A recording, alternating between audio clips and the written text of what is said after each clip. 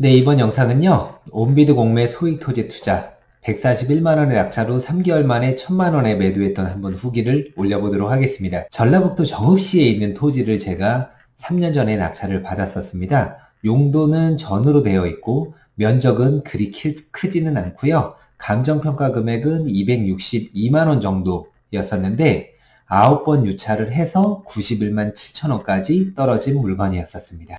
상세 입찰 결과를 딱 보니까 총 유효 8명이 입찰을 했었죠. 근데 제가 7명의 경쟁자를 물리치고 141만원의 낙찰을 받았습니다. 최저가에 붙여 쓰신 분들도 계시잖아요. 이렇게 쓰시는 분들은 백전백패라고 보시면 됩니다. 땅을 볼 줄 아는 눈이 낮으신 분들이죠. 그리고 혹시 이러다가 낙찰되는 거 아니야? 라는 생각으로 이 가격을 적으셨을 텐데 이러면 단 한 개의 물건도 낙찰받지는 못하실 겁니다. 사진으로 살펴보도록 할게요. 도로가 없는 토지를 뭐라고 하죠? 맹지라고 하죠. 맹지는 가치가 있을까요? 없을까요? 없다라고 생각하는 분들이 대부분입니다. 그렇기 때문에 수익을 낼 수가 없는 거예요. 맹지라고 해도 가치가 있는 땅이 분명히 있습니다. 도로가 없기는 하지만은 전으로 사용되고 있고요. 또 농사를 지을 수 있을 만한 땅이죠. 그래서 입찰을 고려를 했었고요. 또 하나 중요한 거는 주요 등기사항 요약 참고용인데 공유지분으로 되어 있기 때문에 제가 낙찰을 받았습니다. 처음에 방씨 집안의 세 분이 상속을 받았었어요. 그 중에서 한 명이 금전적인 어떤 문제가 생겨서 경매인가 공매로 넘어갔었던 땅을 강 누구누구가 낙찰을 받았었던 거죠.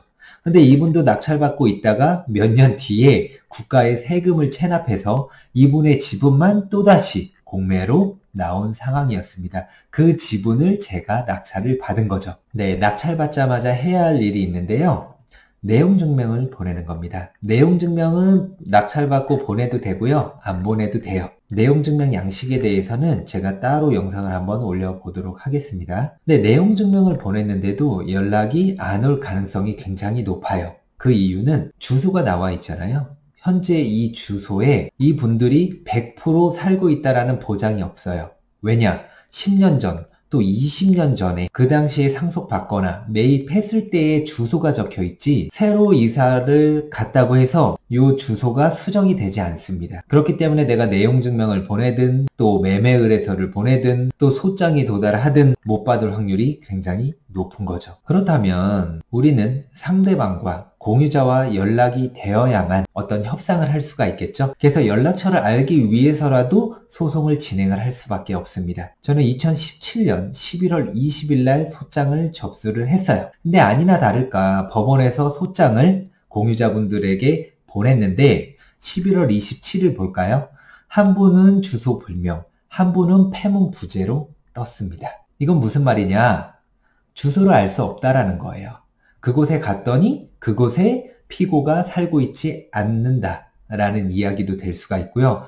패문부재 같은 경우에는 두 가지로 해석할 수가 있는데 첫 번째는 그쪽에 사는 건 맞는데 낮에 집에 없는 경우에 패문부재로 뜰 때도 있고요. 또 한 가지는 이곳에 안 살고 있는 거예요. 그럴 경우에도 패문부재로 뜨는 경우도 종종 있습니다. 이렇게 주소가 맞지 않을 때 법원에서 주소 보정 명령이란 걸 내려줍니다.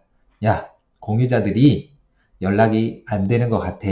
그리고 이사를 간 것 같은데 새로운 주소 찾게끔 해줄 테니까 그 서류 준비해서 다시 법원으로 제출해. 그럼 내가 소장을 새로운 주소로 보내줄게 하는 거예요. 이것도 제가 따로 영상으로 한번 올려보도록 할게요. 아니나 다를까 주소 보정 명령이란 걸 하고 지금 현재 이분들이 어디 살고 있는지를 다 파악을 한 다음에 소장을 보내니까 2017년 12월 14일 날 결국에 하루 차이로 도달로 뜨죠. 이때부터 소송이 본격적으로 시작이 되는 겁니다. 소장을 받은 피고는요, 두 가지 행위를 할 수가 있습니다. 세 가지가 되겠네요. 첫 번째는 원고한테 연락을 취한 다음에 협의를 하고 소를 취하게끔 만드는 게 첫 번째 방법이고요. 또 두 번째는 30일 이내에 법원에다가 답변서란 걸 제출을 해야 돼요. 이 두 가지 중에서 한 가지를 공유자는 꼭 진행을 해야 됩니다. 그리고 마지막 한 가지 또 피고가 취할 수 있는 방법은 뭘까요? 원고한테 연락도 안 하고 또 법원에 답변서도 제출하지 않습니다.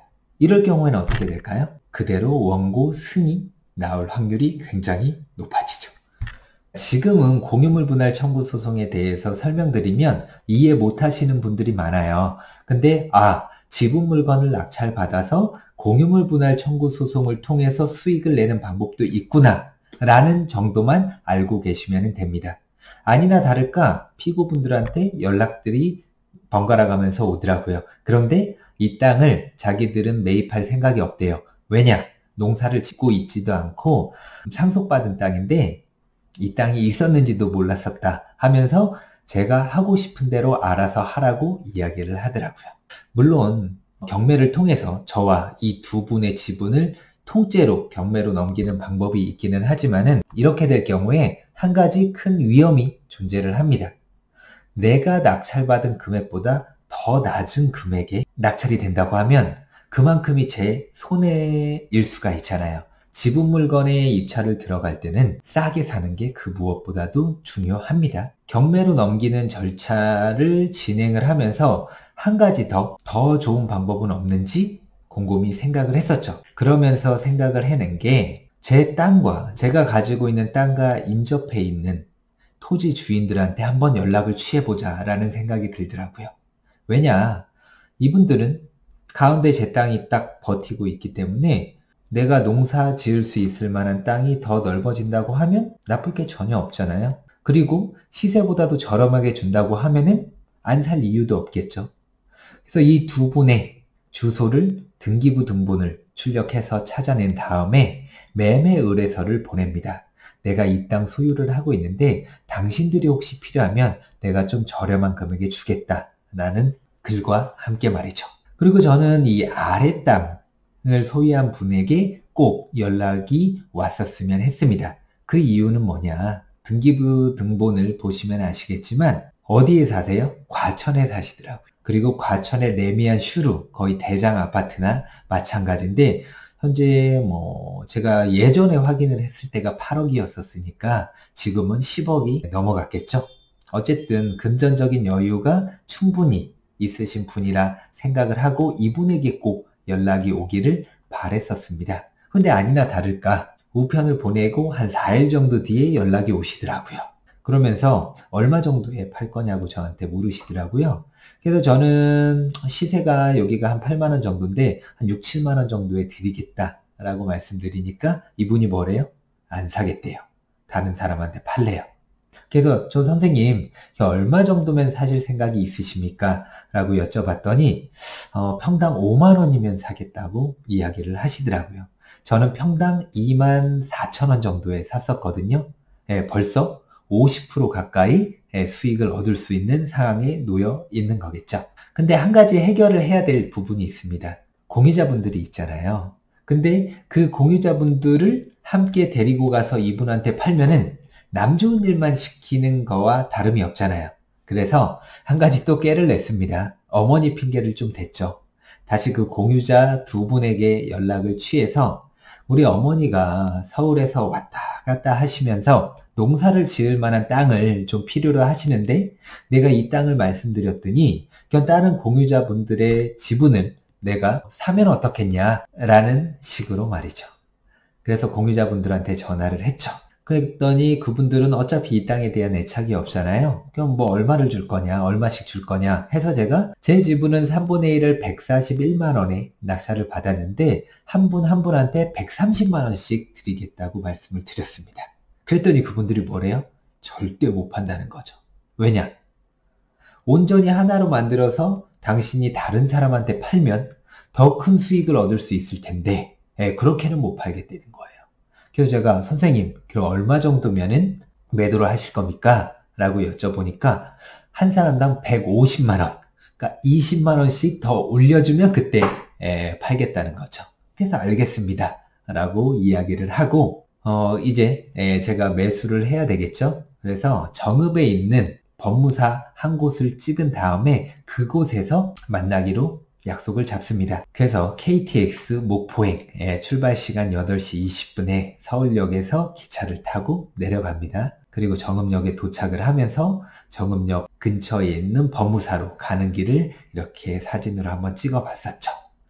이곳에서도 개발은 활발하게 진행이 되고 있었습니다. 그리고 법무사 사무소에 드디어 도착을 했죠. 그래서 공유자 두 분도 법무사 사무실로 도착을 했고요. 그래서 제가 필요한 그런 서류라든지 또 입금을 해줘야 되니까 OPT 카드는 필수겠죠. 그리고 인감 도장도 필수겠고요. 모든 서류를 잘 준비를 해서 법무사 분에게 제출을 하고 각각 150만원씩 300만원에 2018년 1월 17일 날 매입을 합니다. 그래서 온전히 이제 합쳐졌죠.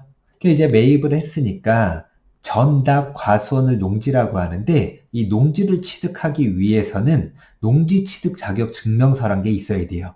이건 해당 면사무소에서 발급이 가능하거든요. 지금은 인터넷 신청으로도 가능하고 또 등기우편으로도 신청을 받아주는 곳들이 대부분인데, 이왕 정읍에 내려간 김에 농취증도 바로 신청해서 발급을 받아야 했었죠. 그런데 법무사 사무소에서 감곡 면사무소까지 꽤 걸리더라고요.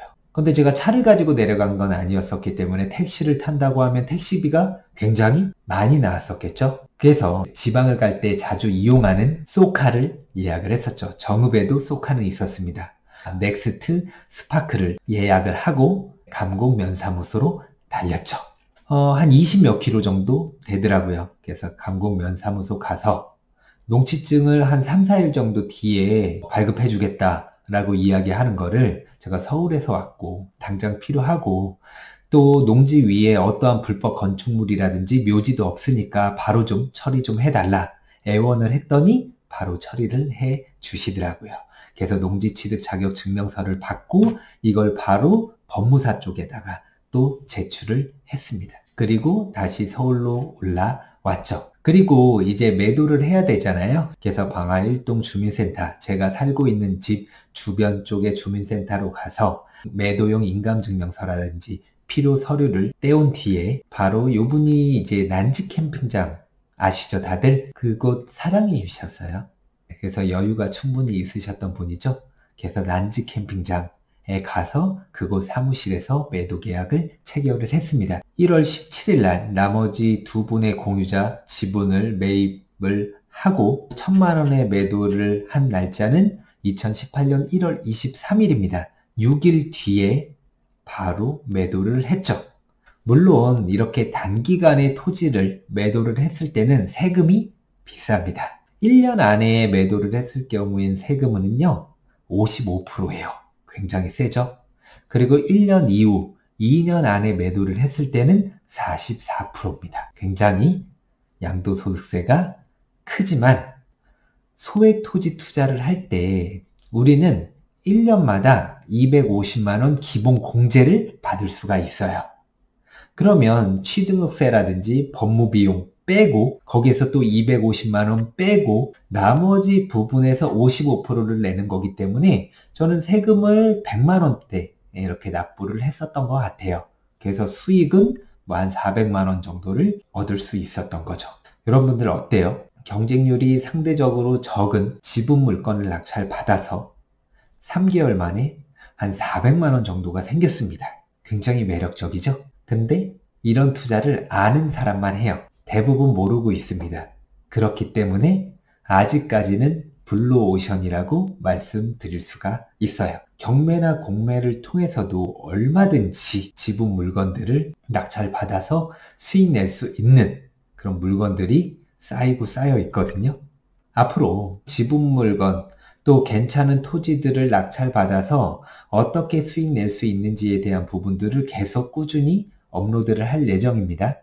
영상을 신청하시는 분들은 지분 투자의 달인이 될 수 있도록 제가 한번 도와드려 보도록 하겠습니다. 오늘 영상은 여기서 마치도록 하겠고요. 또 다른 낙찰 후기 또 매도 후기 지속적으로 올려보도록 하겠습니다. 감사합니다.